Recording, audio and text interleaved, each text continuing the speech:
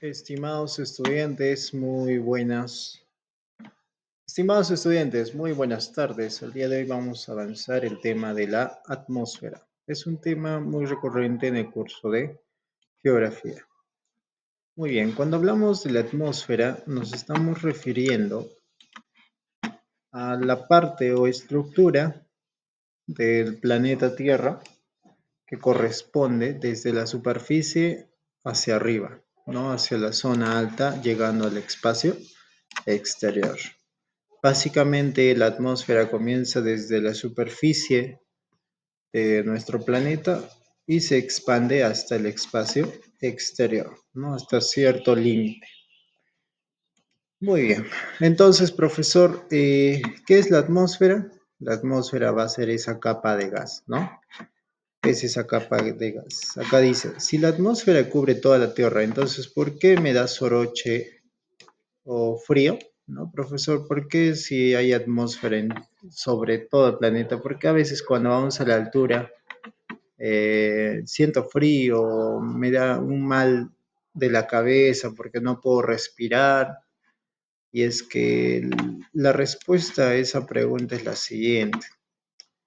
Las moléculas de aire en nuestra atmósfera están más concentradas en la superficie terrestre, en esta parte de acá donde estoy haciendo los puntitos. En cambio, en las zonas altas vamos a ver pocas moléculas de aire, ya pocas moléculas, una que otra. En cambio, en las zonas más bajas, de altitud baja, vamos a encontrar bastantes moléculas. Es por eso que en la costa hay bastantes moléculas de aire. Y en la sierra hay pocas, ¿no? Muy bien. Listo. Pasemos a la teoría en este caso.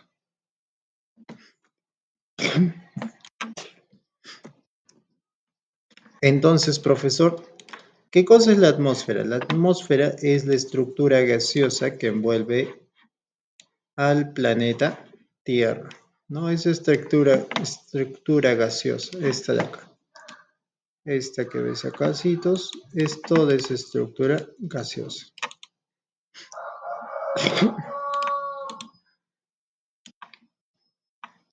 Muy bien.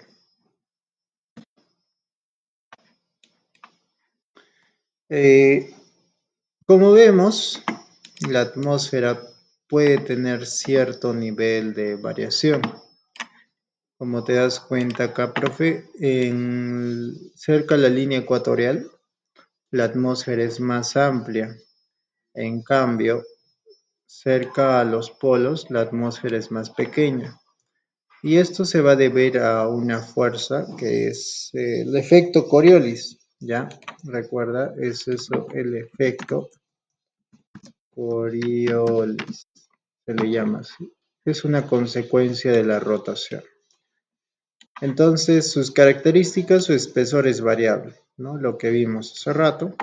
Presenta compresibilidad, elasticidad porque se mueve constantemente y movilidad, ¿no? Se mueve, se traslada a la atmósfera, pero siempre se mantiene gracias a la fuerza de la gravedad. Factores que permiten que tenga todas estas características, primero la energía solar, las cuales la energía solar es la responsable de que ésta también se expanda para arriba en ciertas ocasiones, porque si fuera solo por la fuerza de la gravedad, obvio que sí habría la atmósfera, pero el problema sería que la atmósfera sería bastante baja, ¿no? Por ejemplo, te estoy diciendo que solo en la costa a nivel mundial, solo en la costa o al nivel del mar, existiría la atmósfera, ¿no? ¿Qué sucedería si te irías más arriba? Ya no habría presencia de oxígeno y sería más difícil vivir en la sierra o en zonas altas. Entonces, la energía solar hace que se expanda estas moléculas y suban hacia arriba. Y también otro factor que permite sus características son las plantas, ¿no? Que producen ¿qué cosa? Oxígeno y purifican también el oxígeno.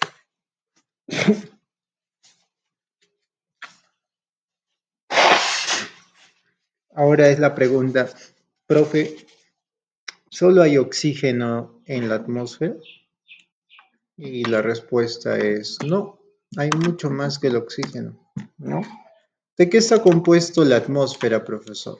La atmósfera está, según su composición química, estimado estudiante, está compuesto por varios elementos. El principal y el más abundante va a ser el nitrógeno con un 78%. Y el segundo va a ser el oxígeno con un 20,9%. Vamos a tener la presencia de otros gases, por ejemplo, el argón con 0,90%, otros gases con 0,17% y dióxido de carbono con 0,03%. Entonces, ¿hay bastantes gases, profesor? Claro que sí, hay bastantes gases. Pero los gases que van a ser fijos y siempre se van a mantener son estos dos, ¿no? Nitrógeno y oxígeno. Y los gases que pueden ser variables, que pueden cambiar, depende de las actividades naturales o sociales, pueden ser los gases variables como el argón, dióxido de carbono y otros gases. Entonces, ¿tú qué inhalas, profesor? Tú inhalas una mezcla de dos gases, ¿no? Inhalas nitrógeno y oxígeno, esos dos gases.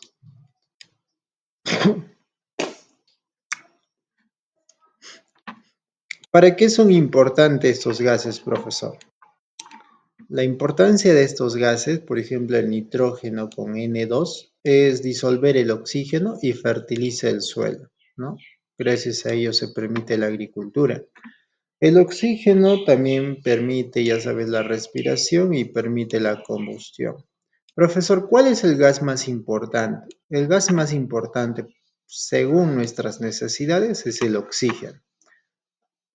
¿Por qué no es el nitrógeno? Obvio que es abundante, pero según nuestras necesidades el oxígeno, ¿no? Porque gracias a ello permite la respiración. Podemos respirar aire. Ahora, el dióxido de carbono, o representado con CO2, es uno de los gases de la atmósfera, pero este va a permitir el gas de efecto invernadero, ¿no? El cual va a retener calor sobre la superficie terrestre, esto manteniendo la temperatura del planeta Tierra. Ahorita lo vamos a ver. Entonces, profe, las capas de la atmósfera están conformadas. Esto es según su composición de la temperatura, ¿no? Según las capas de la atmósfera, según su temperatura, está dividida en cinco. ¿Cuáles son, profito? Tenemos a la troposfera, la capa que está más cerca a la superficie, la estratosfera, la segunda capa, la mesósfera, la tercera capa, la termósfera y la exósfera. Todas ellas son las capas de la atmósfera.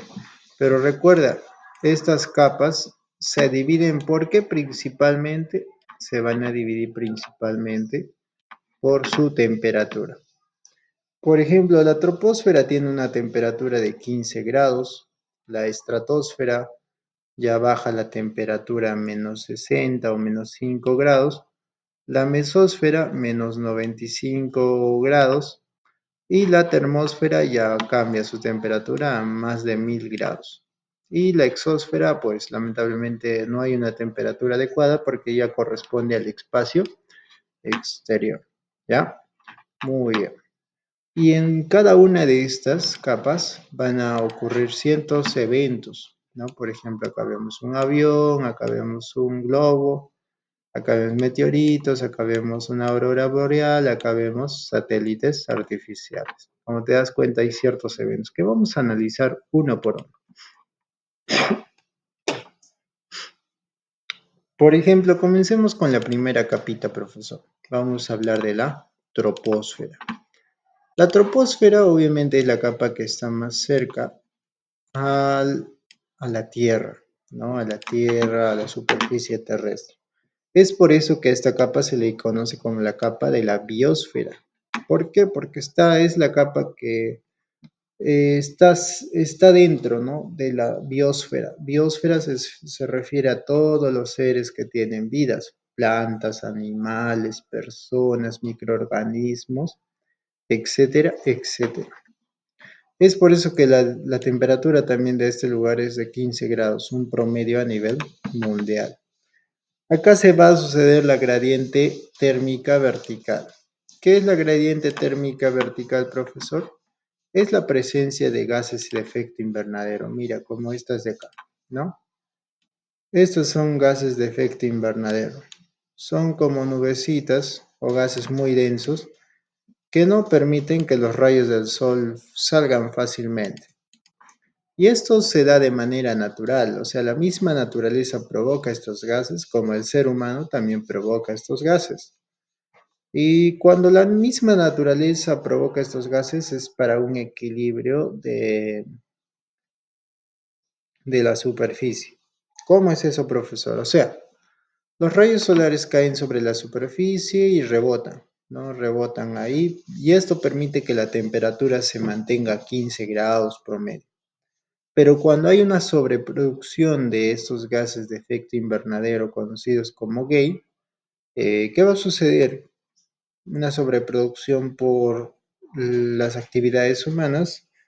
¿Qué va a suceder, profesor? Va a suceder que los gases o los rayos solares, mejor dicho, van a mantenerse más de lo debido sobre la corteza terrestre.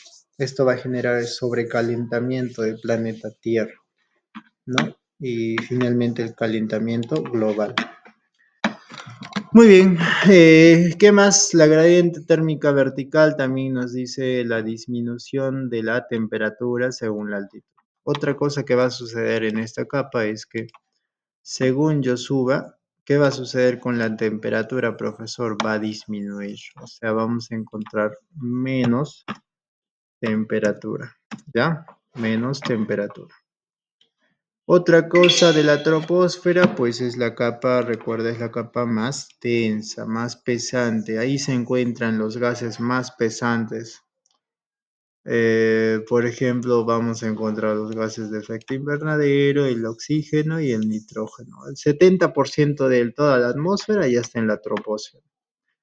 También es la capa de del tiempo atmosférico y el clima. Recuerda, acá se van a dar los famosos fenómenos meteorológicos, ¿no? ¿Cuáles son, profesor? Lluvia, tormentas, etcétera. Y recuerda finalmente que también esta es la capa de más contaminación ambiental, bastante contaminación, debido a las actividades humanas. Entonces, eso es lo más interesante de la troposfera. Pasemos a la siguiente. Pasemos a la estratosfera, profe. La estratosfera es la segunda capa de la atmósfera. También se le puede llamar la capa de las calmas, a comparación de la troposfera. Es una capa con potencial de vuelo de aviones, pero los aviones que van a volar acá son aviones supersónicos, ¿ya? Supersónicos. Los aviones comerciales van a estar en la troposfera. Su característica, obviamente lo más importante de la estratosfera es que ahí vamos a encontrar la famosa capa de ozono, es por eso que también se le denomina ozonosfera y está formado por un tipo de oxígeno triatómico especial, lo que permite la existencia de este tipo de capa, ¿ya? Esta se va a extender desde los 25 kilómetros hasta los 35 kilómetros y acá se van a filtrar bastantes rayos ultravioletas, absorbiendo casi el 97 al 99% de estos rayos violentos que son para nosotros.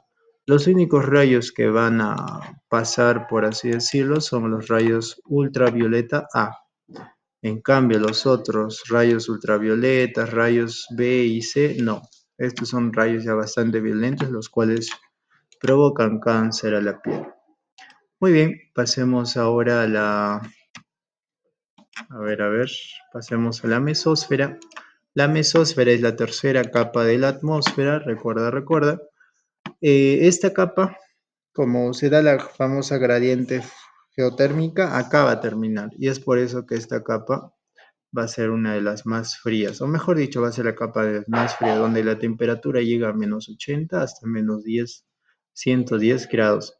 Acá se va a ubicar la zodiosfera, lo cual absorbe la radiación y da ese color azul al sol, dándole una tonalidad azul al cielo también, ¿no?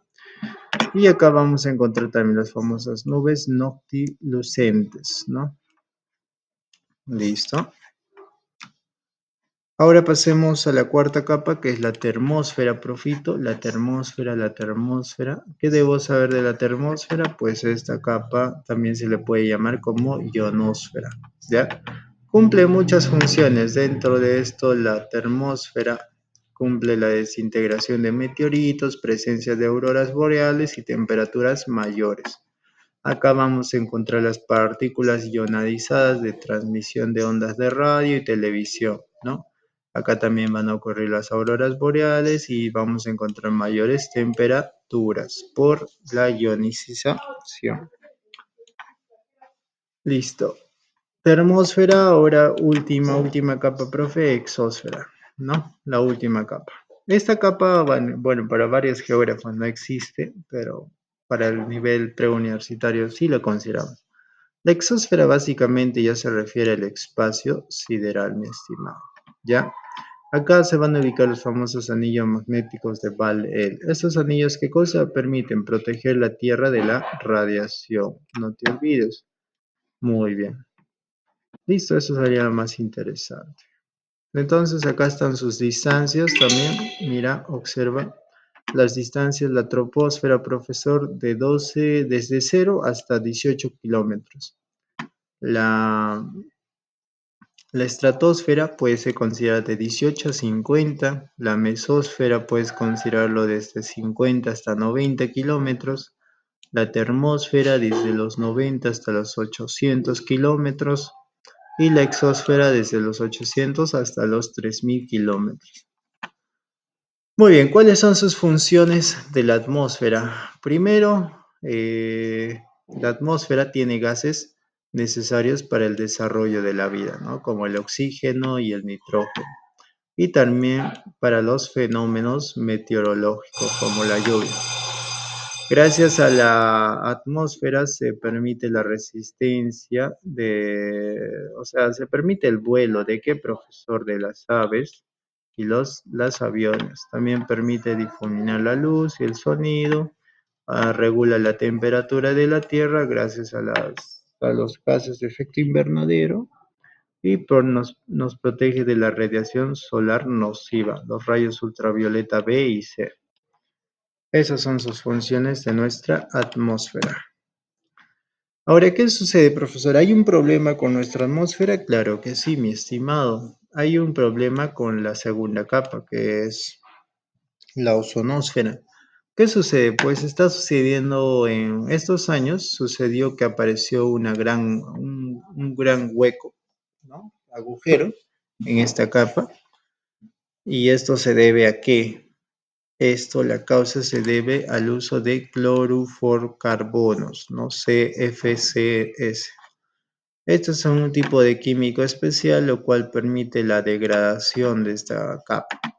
Y estas son provocadas principalmente por el uso de microondas, extintores, sprays, insecticidas, autos y algún tipo de muebles, la fabricación, ¿no? La consecuencia que llevó esto fue, pues, obviamente, en estas épocas se reportaron a nivel mundial bastante cáncer de piel, cataratas, daños a ecosistemas acuáticos, ya que está permitiendo la evaporación del océano y bastante fotosíntesis y la alteración de la fotosíntesis y el ciclo reproductivo de las plantas. Es por eso que a nivel internacional se han tomado medidas como el famoso Protocolo Monterreal en 1987, el cual el objetivo era reducir la producción de ¿qué, profesor? De cloruro fosfato carbonos, ¿no? Muy bien. Ahora sí, pasemos al siguiente tema, que es la contaminación, profito. ¿Qué es la contaminación? Pues tiene mucho que ver con lo que sería la atmósfera, ¿no?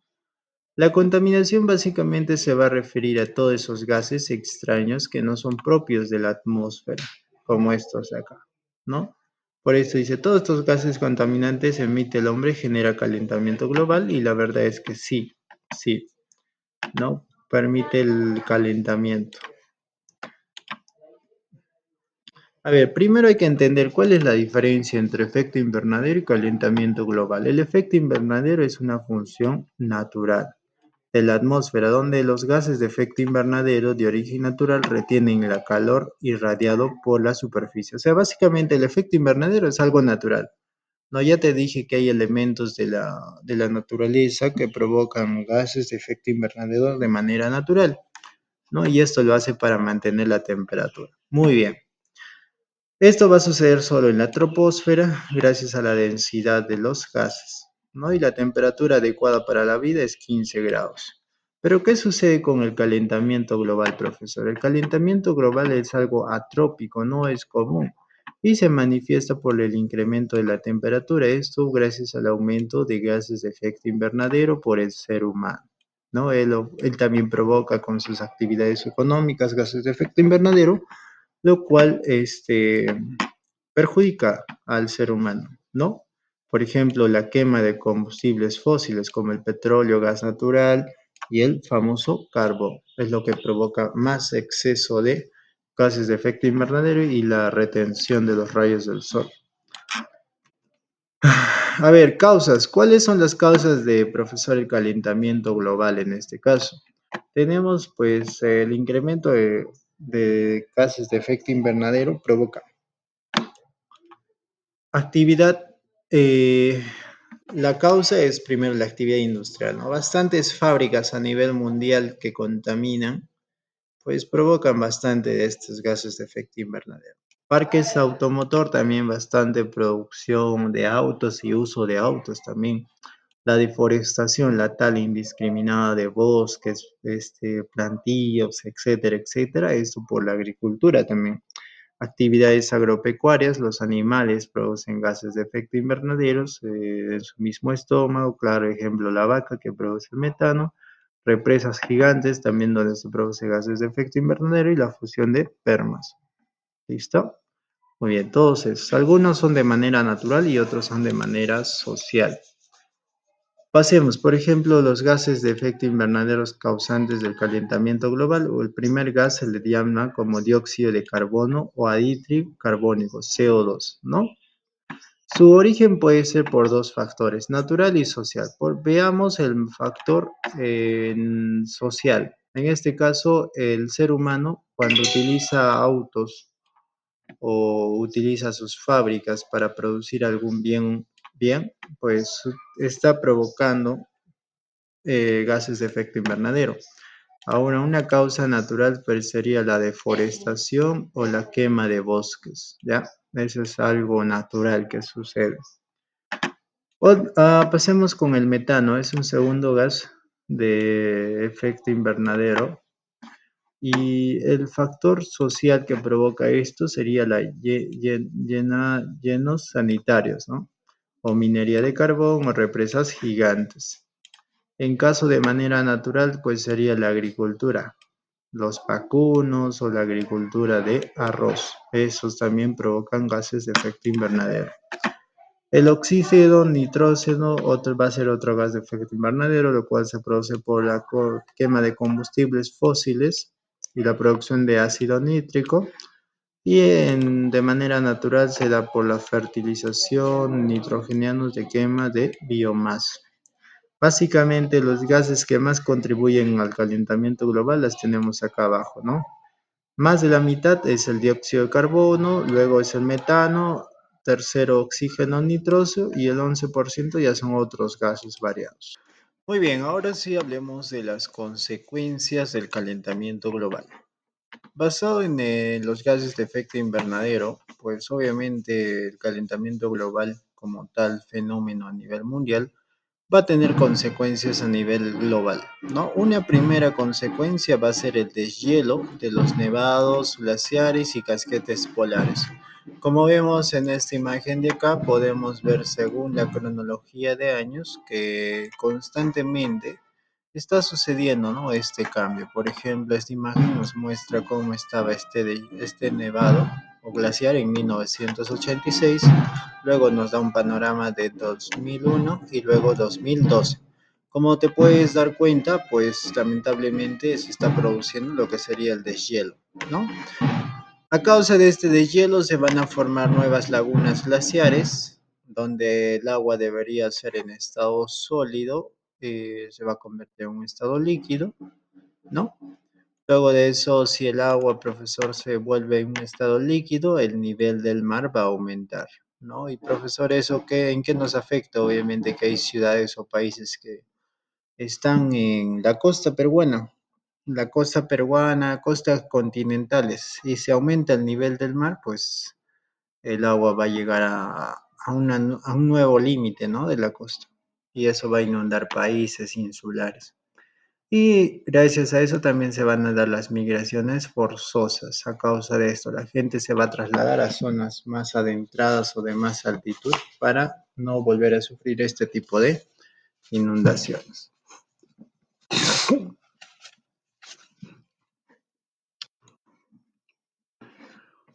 Otras consecuencias van a ser el impacto de la salud, es una de las consecuencias, impacto de la salud, ya que el hecho de que suceda el calentamiento global.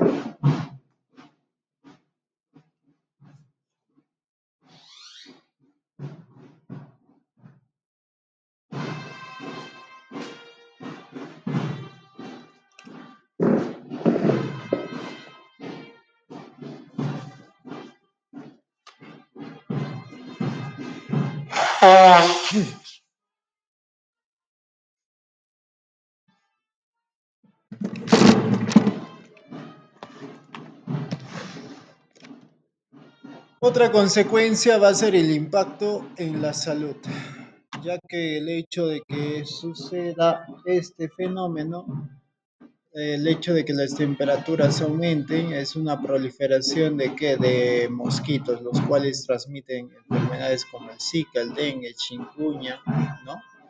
Enfermedades, también enfermedades, variaciones de temperatura a los pulmones y también la existencia de moscas que transmiten enfermedades.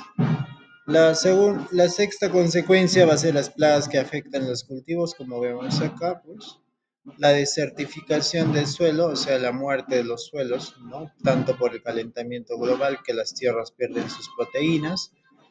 La octava va a ser la sequías y sabanización de los bosques tropicales. Y finalmente la novena afecta obviamente a toda la diversidad, tanto animales como plantas.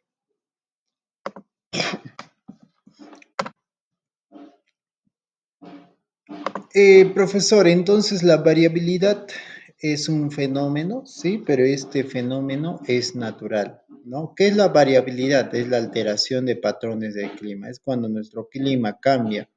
Puede cambiar la temperatura, la humedad y la precipitación, pero esta variabilidad climática se da por razones naturales, ¿no? Caso ejemplo del Paleozoico y el Mesozoico, donde las temperaturas han cambiado de manera natural.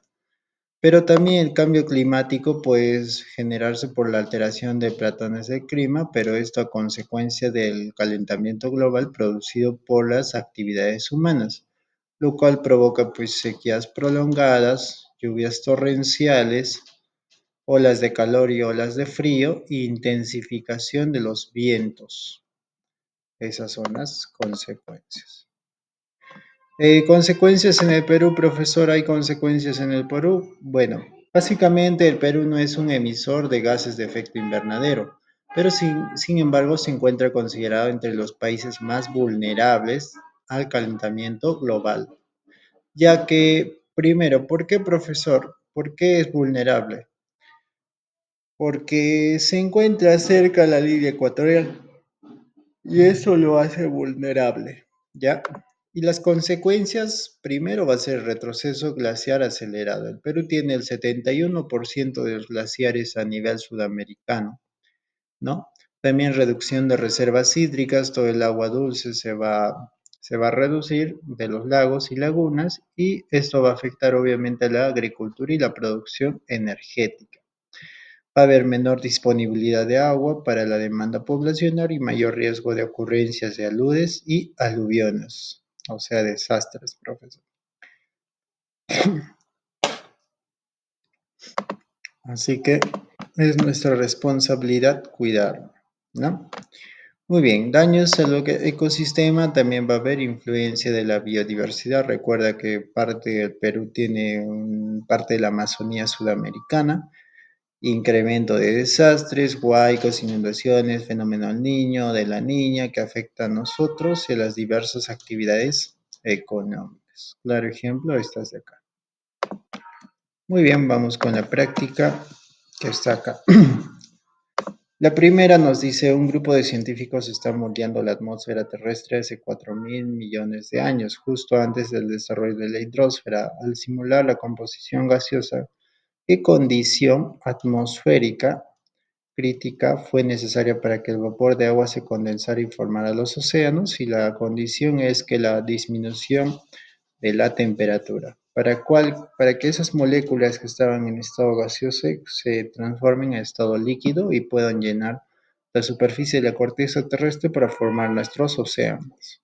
La pregunta 2 nos dice, la atmósfera en su origen se fue formando paulatinamente, siendo uno de los primeros gases el vapor de agua. ¿Qué evento que marcó una fase crucial de la formación del planeta fue una consecuencia directa de la condensación de este vapor de agua? O sea, ¿qué sucedió, profesor, cuando el vapor de agua estaba ahí flotando, la temperatura baja bruscamente y se ha condensado?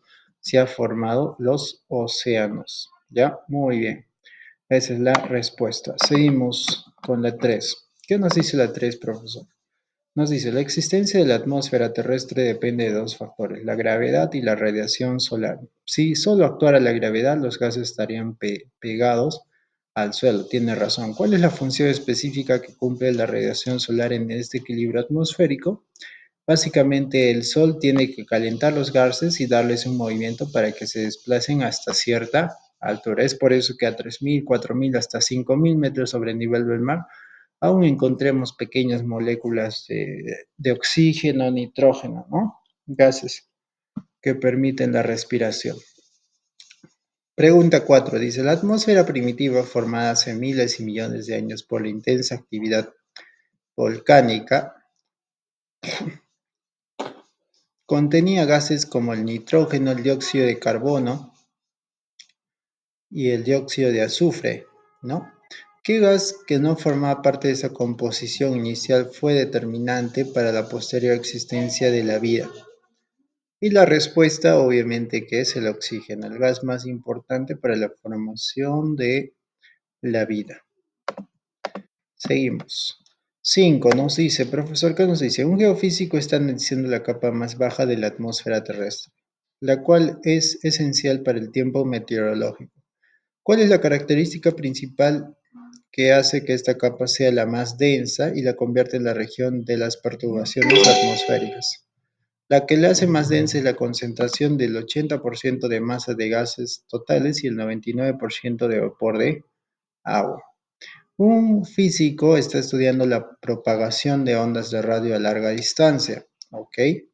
En esta capa de la atmósfera que funciona como un espejo para estas ondas, ¿qué capa atmosférica rica en materia plásmica permite la comunicación radial o a larga distancia? Y la respuesta es la ionosfera. Ya recuerda, la ionosfera es esa capa que se encarga de las emisiones de ondas de radio y televisión también. 7. La 7 nos pregunta, el ozono se considera fundamental para la vida en la Tierra, ¿ok? Concentrando principalmente entre 15 a 35 kilómetros de altura. ¿Qué unidad de medida utilizan los meteorólogos para cuantificar esta concentración? Y la respuesta es unidades Dobson, UD. En la estratosfera, a medida que la altitud aumenta, la temperatura también lo hace. Exacto. ¿Cuál es el factor determinante y principal de este aumento de temperatura? Es el ozono absorbiendo la luz solar. ¿Ya? Muy bien. 8. Vamos con la 9. ¿Qué nos dice la 9, profesor? En la troposfera, la temperatura decrece con la altitud. ¿Qué nombre recibe la razón de este cambio que es del 6 por 6 grados por cada kilómetro de ascenso? A eso se le conoce como el gradiente vertical de temperatura. ¿Qué significa el gradiente vertical? A mayor altitud, ¿qué va a suceder, profesor? Menos, menos temperatura, ¿no? Menos temperatura. Muy bien. Seguimos, no paramos. ¿Qué nos dice? La troposfera se caracteriza por ser la capa de cambios ya que ocurre la mayoría de fenómenos meteorológicos.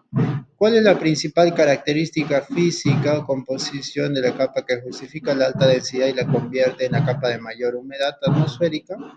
La respuesta es el 80% de peso total de la atmósfera. O sea, básicamente la atmósfera es más de la mitad de la atmósfera, solo la troposfera. ¿Por qué? Porque los gases más pesados se ubican ahí, los que hay más abundantes.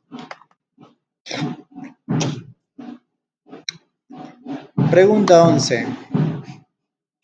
La pregunta 11 nos dice, los gases permanentes que componen